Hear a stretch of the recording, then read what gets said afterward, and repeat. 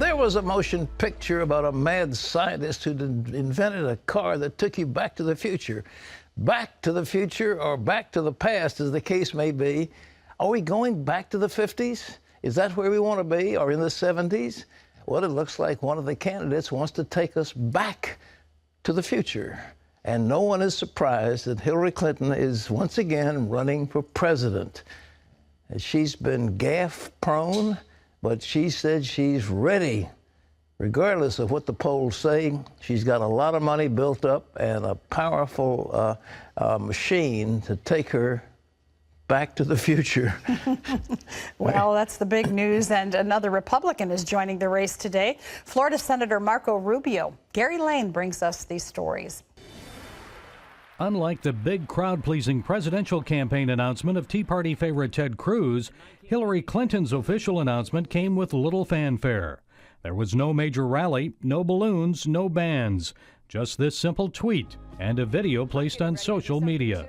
Everyday Americans need a champion, and I want to be that champion. And first thing Monday morning, Hillary set off for Iowa in a van. One of her campaign strategies is to dispel the notion that she's a wealthy Washington insider. She'll attempt to do that by connecting with minorities and middle-income Americans. It splices together the aspirations, the hopes, the stories of Latino voters, black voters, young voters, women. You really get this sense that Hillary's trying to resurrect that coalition. The New York Post responded over the weekend with this cover, and these posters started appearing in Brooklyn. And Saturday Night Live lampooned Hillary just hours before her announcement. Now hold up your phone, and you can just look natural, okay? Okay, and action. Citizens, you will elect me. I will be your leader. Despite the humor, Republicans are quick to make real, substantive criticisms of Hillary Clinton's record as Secretary of State. Mostly her use of a private email server to keep her text messages secret, and the deletion of most, if not all, of 30,000 messages, and of course her role in the Benghazi, Libya affair. Former Florida Governor Jeb Bush was the first to jab Hillary shortly after her announcement. We must do better than the Obama-Clinton foreign policy that has damaged relationships with our allies and emboldened our enemies. Bush has yet to announce his 2016 presidential bid, but the Florida senator who calls Jeb Bush his mentor, Marco Rubio, was set to announce his presidential campaign Monday in Miami. He'll join 2 other Republican senators and Tea Party favorites. And more than a dozen more Republicans are expected to join the race for their party's nomination. With 1 Democrat in the field and now officially 3 Republicans, and with more to come, the U.S. presidential campaign season has begun. It'll be a long 500-plus days until the next presidential election. Gary Lane, CBN News. Boy, it's going to be tough, and they'll be spending money like you've never heard. It'll be not millions, billions and billions and billions will be spent to get that little undecided voter to say yes at the polls. Well, here at home, the Obama administration is still defending the nuclear deal with Iran, despite all of the criticism it's facing. John Jessup has that story from our CBN News Bureau in Washington. Here's John. Thanks, Pat. Secretary of State John Kerry is urging congressional opponents of that emerging deal with Iran to hold their fire until they see a final agreement later this year. The whole purpose of the sanctions was to have a negotiation.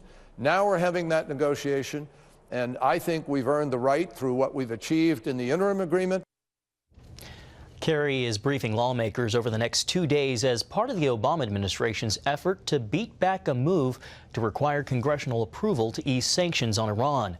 The final deadline for the agreement is June 30th. Well, in addition to American politicians and critics, Israeli Prime Minister Benjamin Netanyahu is still raising red flags over the Iranian nuclear agreement. He said this weekend the U.S. and its allies can get a better deal. Instead of allowing Iran to preserve and develop its nuclear capabilities, a better deal would significantly roll back these capabilities.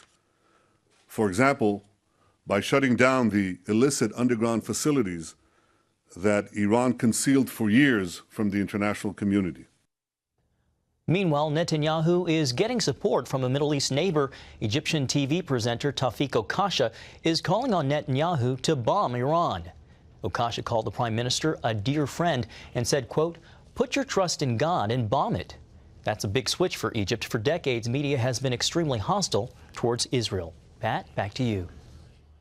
There's no question about it. I understand there's something called an R8 centrifuge, which would give maybe 10 to 20 times the capability of the ones they're using now. And from what I'm gathering, and I don't know for sure because it's murky, but if this is the case, it would speed up the Iranian march toward a nuclear bomb infinitely, be 20 times faster in their enrichment proceedings.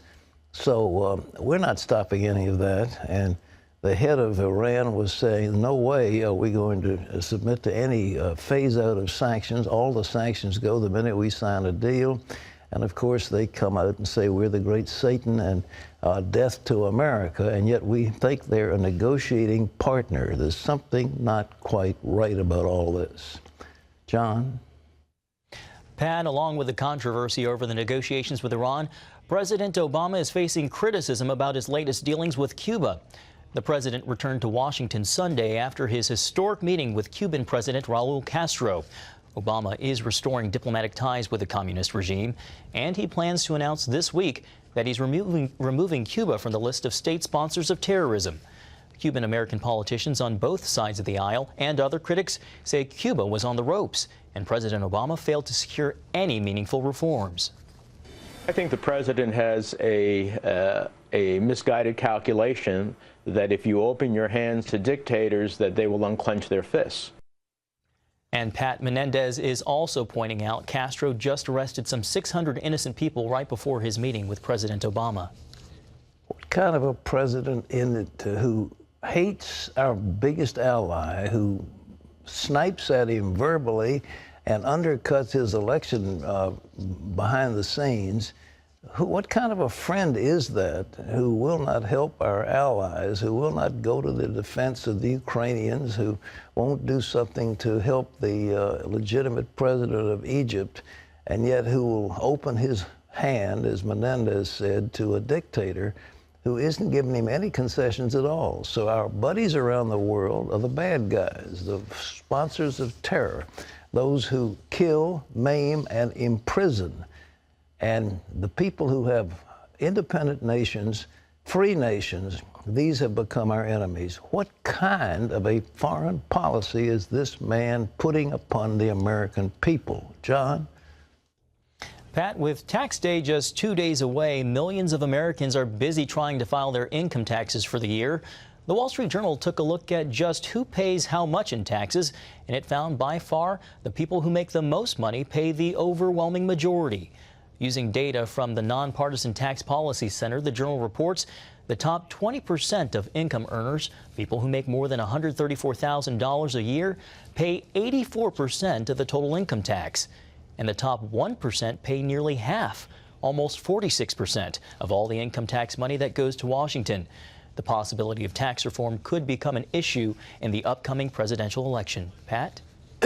Our tax code, remember Jimmy Carter used an old Southern phrase, it's a disgrace to the human race. Well, he was telling the truth. The tax code is a disgrace. It has been a disgrace for years and years and years. It is now mindlessly complicated. Very few people can fill out their own taxes on their own. Any kind of complication, you have to bring in an expert, and even the experts don't know. And we understand that when people were asking advice from the IRS as to how to fix their taxes, they were given bad advice about 60% of the time. So the people at the IRS don't understand it either. It's just horrible, and yet we're faced with that monstrosity, and something's got to be done about it. But you hear all this business about their fair share, their fair share. Well, the truth is the top 1% are paying a lot, and those figures published by the Wall Street Journal make it clear who's picking up the load and how many people in our society have got a free ride. Well, there was some tragedy that took place in the Midwest, ghastly tornadoes ripping through communities, and John has the story about what Operation Blessing is doing. That's right, Pat. Operation Blessing was on the scene Friday morning, just hours after a massive tornado hit Illinois. The storm got a preliminary rating of an EF4, with winds reaching 200 miles an hour, leaving behind a 50-mile trail of destruction. One local resident said, "It was big. I've never seen anything like it in my life." Operation Blessing worked with longtime ministry partner and strike team Rockford First Assembly of God and its Focus One Leadership School to help the town of Rochelle. The local emergency manager asked OB to lead volunteer efforts in the county, and OB coordinated, managed, and sent over 1,200 volunteers. OB Vice President Jody Geddes called it an amazing weekend, sharing the love of Christ in very tangible ways as its teams helped families who lost so much. Pat, back to you. Just real quick, if you want to help Operation Blessing, I mean, we're there for these people who are suffering in these crisis areas, and that's just one more. But what a terrible thing to have everything you've got just ripped away from you in a moment of time. Tornado, bigger than anybody had seen in the history of that particular part of the world. If you want to help Operation Blessing, here it is. It's 1-800-759-0700, or log on to cbn.com. It's called Operation Blessing Disaster Relief Fund. OB is there.